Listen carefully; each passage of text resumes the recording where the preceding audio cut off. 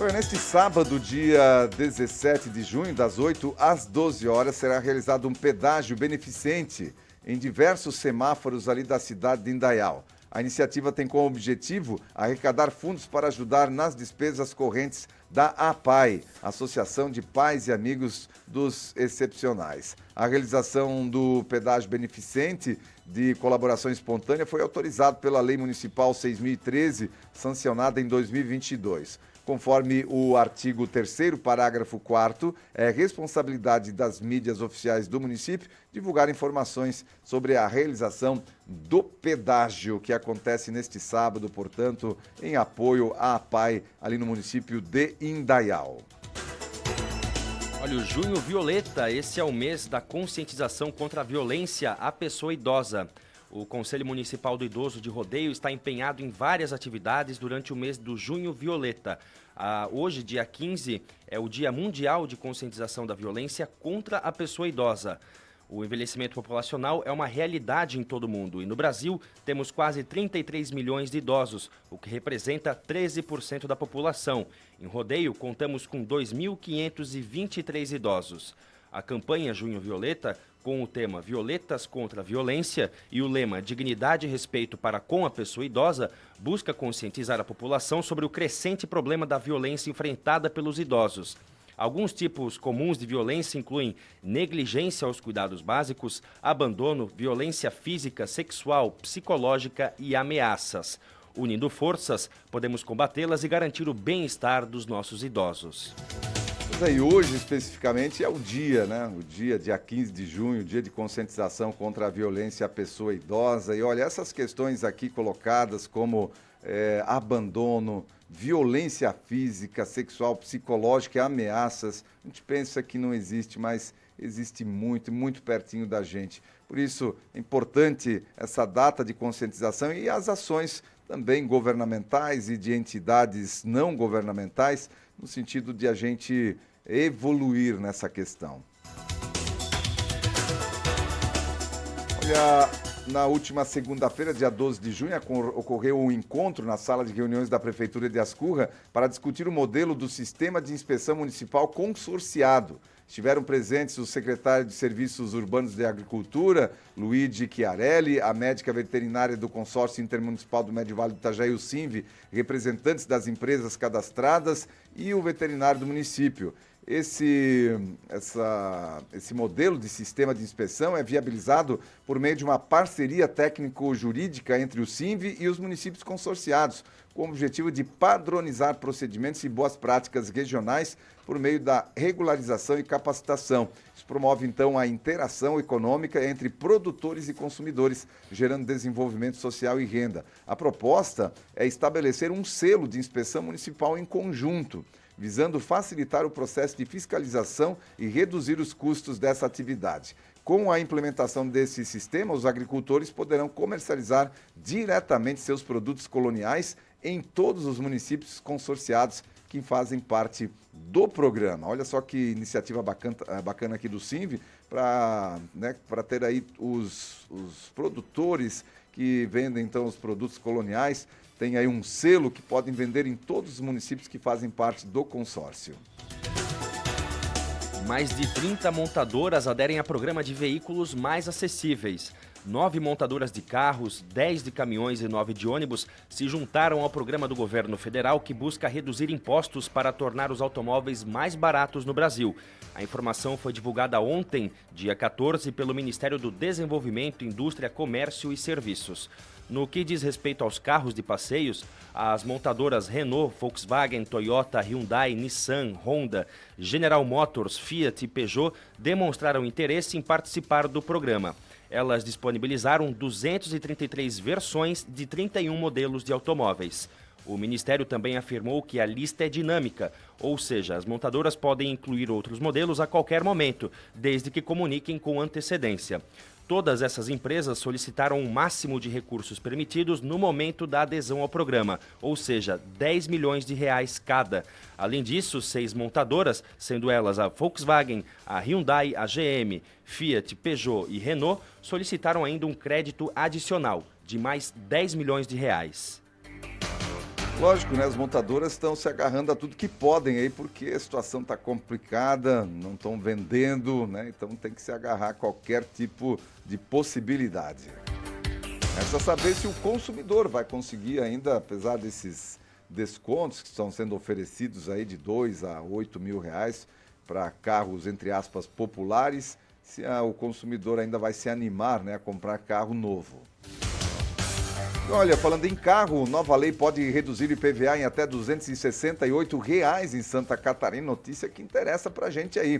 Os catarinenses receberam uma boa notícia. Na terça-feira, ainda dia 13, o IPVA no estado poderá ficar mais baixo devido à introdução de uma nova base de cálculo para a cobrança do tributo. A Assembleia Legislativa de Santa Catarina, a LESC, derrubou o veto do governador Jorginho Melo a um projeto que limita o aumento do imposto sobre a propriedade de veículos automotores, o IPVA, ao índice anual de inflação. Com essa decisão, o projeto se tornará lei. Na prática, os consumidores pagarão menos imposto quando a lei entrar em vigor. Atualmente, o aumento é calculado com base na tabela FIPE, que reflete os preços de compra e venda de veículos. Com a nova lei, o aumento será baseado no Índice Nacional de Preços ao Consumidor Amplo. A LESC explica que o objetivo é estabelecer um limite para os aumentos do imposto, uma vez que, em algumas ocasiões, a variação da tabela FIPE ultrapassa a taxa de inflação anual. Lógico, né? A tabela FIPE ela não leva em conta só a inflação, a tabela FIPE leva em conta a variação de mercado, né, compra e venda, como é que está a situação, determinados modelos também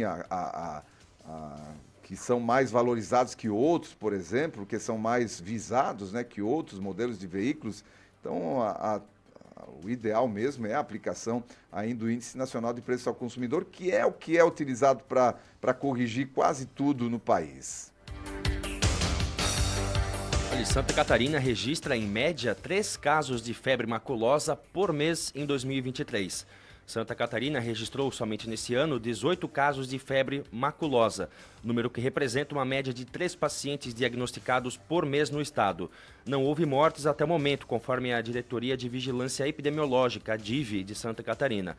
Ao menos 13 cidades catarinenses registraram casos. A com maior número é Blumenau, que teve 5 pacientes diagnosticados. A doença ganhou destaque no país depois que ao menos 3 pessoas morreram em São Paulo após serem contaminados em uma festa. Nós noticiamos esse caso ontem, inclusive. Conforme a DIV, a febre maculosa é transmitida pela picada de um carrapato infectado. A transmissão ocorre quando o animal fica aderido ao corpo da pessoa ou pela penetração das bactérias em lesões. De acordo com o órgão, o principal vetor da doença é também encontrado em capivaras adoecidas. A doença pode se manifestar de forma leve, aguda ou grave, segundo o Ministério da Saúde. Então, as cidades de Santa Catarina que confirmaram a doença são Blumenau, com 5 casos, e Canelinha, com 5 casos. Jaraguá do Sul, por sua vez, com 2 casos. Grão-Pará, Corupá, Benedito Novo, Joinville, Rio dos Cedros, São Bento do Sul, Uruçanga, Luiz Alves, Massaranduba e Orleans, todas essas cidades com 1 caso registrado. E os sintomas da febre maculosa, então, variam entre febre, a cefaleia, que é a falta de ar, a mialgia intensa, que seria dores musculares, mal-estar generalizado, náuseas e vômitos, feridas acometendo principalmente região palmar e plantar, inflamação de gânglios e lesão no local onde o carrapato ficou aderido. Pois é, né? Uma situação que agora, né, pelo fato de ter ganho o noticiário, pelas 3 mortes que aconteceram lá em São Paulo, agora também vejam que não é uma situação tão incomum. Afinal, tem casos aí em Blumenau, 5 casos. Aqui nas nossas cidades vizinhas de Benedito Novo e Rio dos Cedros já tivemos também a detecção de casos, 1 caso em cada município. Mas, conforme o Julian relatou aqui da notícia, os casos eles são de forma leve, de forma aguda ou de forma grave. E lá em São Paulo acabou sendo de forma grave nas 3 situações que ocorreram por lá. Só uma correção aqui, Odair, nos sintomas, acabei comentando que a cefaleia seria a falta de ar, mas seria a dispneia, que entre os termos técnicos a gente acaba se perdendo. A cefaleia seria justamente uma dor de cabeça, né, na região da nossa cabeça, pescoço e rosto. Muito bem, feita a correção, portanto. Olha, Zanin busca apoio para o Supremo Tribunal Federal em encontros com senadores do PT, do MDB, do PP e do PL. Faltando uma semana para a data da sabatina, que foi feita aí a toque de caixa, né? O advogado Cristiano Zanin, indicado ao cargo de ministro do Supremo Tribunal Federal, está cumprindo uma agenda de compromissos em gabinetes de senadores nesta quarta-feira. Cumpriu aí uma agenda ontem, portanto. Pela manhã, ele se reuniu com a bancada do PT no Congresso, em seguida teve um almoço com parlamentares da bancada evangélica e encontrou-se com os senadores do MDB. A sabatina com o advogado está agendada para a próxima quarta-feira, dia 21. Ele precisa garantir no mínimo 41 votos dos 81 senadores para ter seu nome aprovado e assumir o cargo. A votação será realizada em segredo. O líder do PT no Senado, Jacques Wagner, da Bahia, afirmou que a reunião com o advogado foi produtiva. O que significa será produtiva, né? Uma reunião aí com um advogado que está concorrendo ao cargo de Supremo Tribunal Federal, a ministro.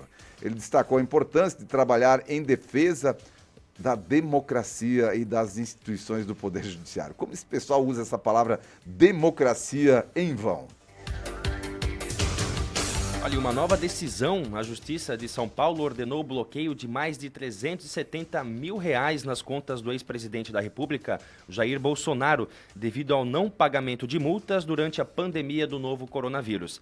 A medida foi emitida pelo juiz André Rodrigues Menck, da Vara das Execuções Fiscais Estaduais de São Paulo.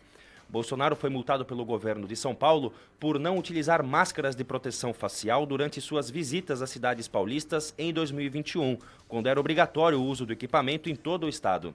O descumprimento dessa regra resultava em multas. O ex-presidente revelou à CNN ontem, no dia 14, que teve o valor de R$ 317.047,52 bloqueados de sua conta no Banco do Brasil e ainda apresentou aí uma captura de tela do extrato bancário. Pois é, né? Enquanto traficantes são soltos, produto do tráfico sendo devolvido, helicóptero e etc, carro de luxo sendo devolvido para os traficantes, porque não teve aí o devido processo legal sendo cumprido. Outra situação que o Aldori comentava com a gente aqui de o traficante ser liberado porque ele foi, de certa forma, coagido, porque ele ficou nervoso durante a abordagem policial. Então ele foi preso porque ele ficou nervoso, não porque ele fosse traficante, mas a polícia se aproveitou do fato dele ter ficado nervoso durante uma abordagem para que fosse revistá-lo e aí encontrar 2,5 kg de cocaína pura com ele. Então, não, devolve a cocaína para o cara porque ele estava muito nervoso e foi por isso que a polícia se aproveitou dessa situação dele estar nervoso, né, para prendê-lo e não porque ele era um traficante, estava com 2,5 kg de cocaína. Enquanto isso, né, aí, camarada, porque não estava usando máscara, né, tá ganhando R$370 mil de multa e tal, já tem as contas bloqueadas, já foi o dinheiro repassado aí para o governo de São Paulo. É isso aí, esse é o nosso país. E assim a gente encerra o nosso primeiro bloco aqui de informação para você nesta manhã de quinta-feira.